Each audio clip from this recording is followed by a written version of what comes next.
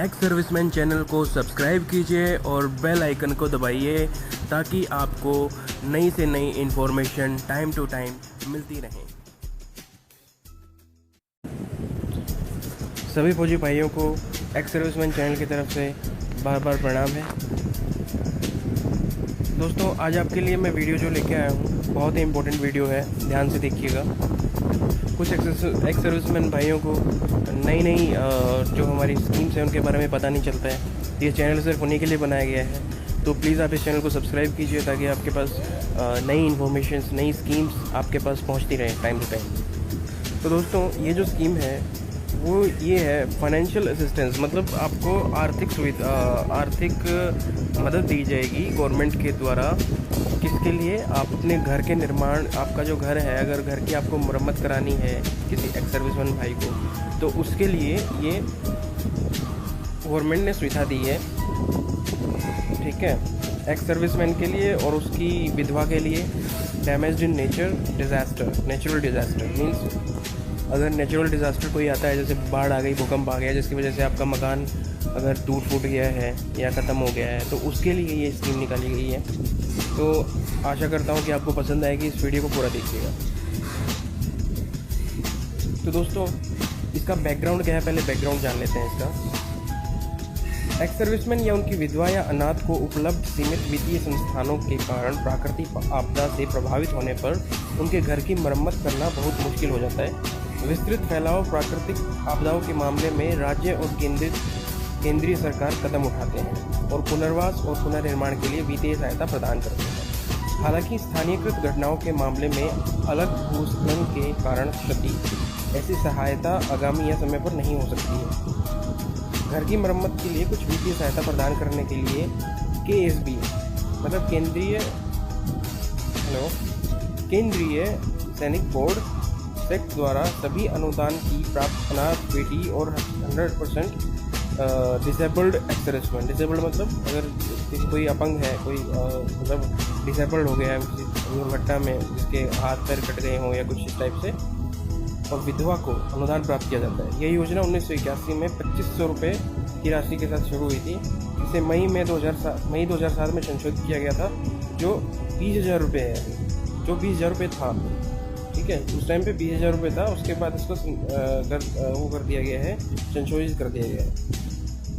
तो आइए जानते हैं आगे क्या केस में प्रोसीजर है, इसको पाने के लिए क्या क्या करना पड़ता है, इसका एम क्या है। पहले एम देखते हैं। इसका जो एम है, the aim of this scheme is to provide financial assistance for repair of house to an orphan daughter of all ranks and 100% disabled ex serviceman widow up to the rank of havildar equivalent whose house has been damaged in natural calamity. मतलब इसका ये है the M, इसका जो aim है, लक्ष्य है इस स्कीम का, वो क्या है? आर्थिक मदद पहुंचाना। किस चीज़ के लिए?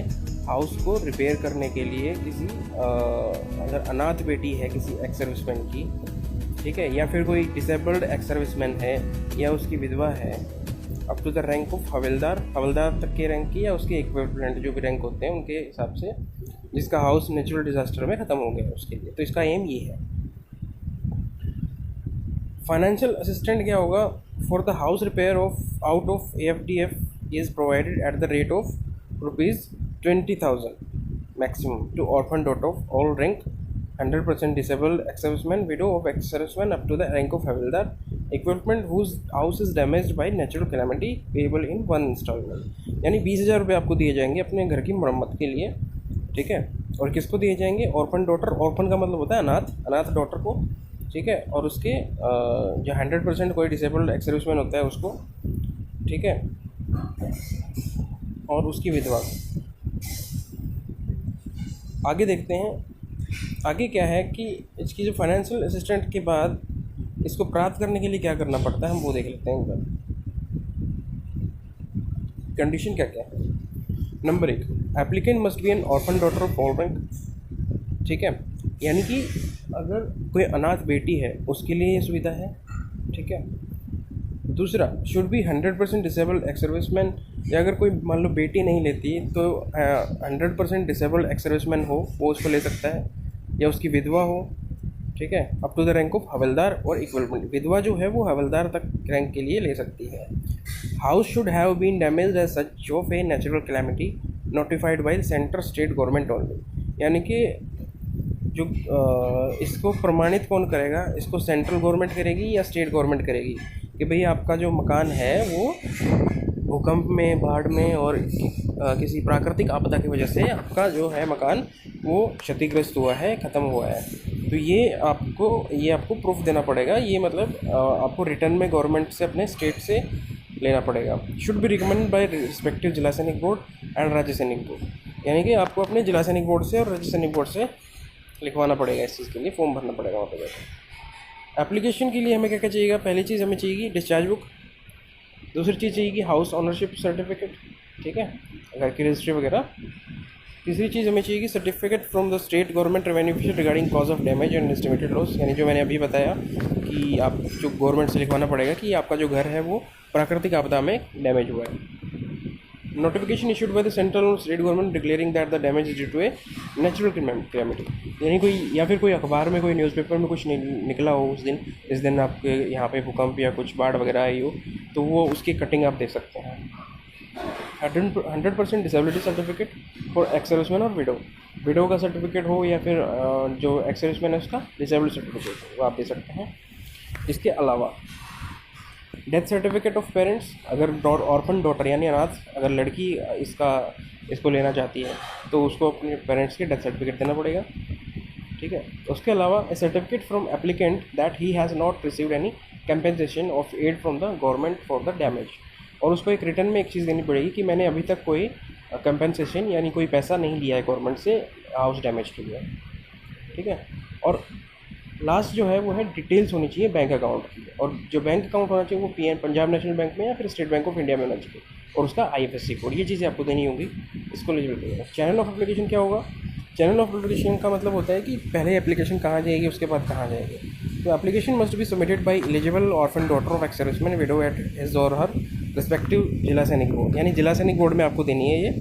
जिला सैनिक बोर्ड क्या करेगा? उसको स्क्रूटनाइज करेगा, एप्लीकेशन को चेक करेगा। अगर सारी चीज़ें सही मिलती हैं तो वो इसको फॉरवर्ड कर देगा आगे राज्य सैनिक बोर्ड को। अगर जो सारी चीज़ें सही मिलती हैं तो राज्य सैनिक बोर्ड क्या करेगा? इसको केंद्रीय सैनिक बोर्ड को सेक्रेटरी को पेमेंट के लिए भेज देगा।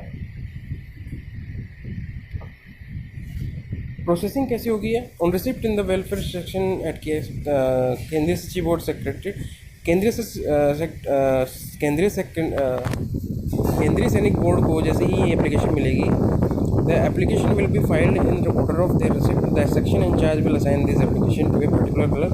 तो जो सेक्शन इंचार्ज होगा इसको क्लर्क को असाइन कर देगा। क्लर्क जो है वो चेक करेगा।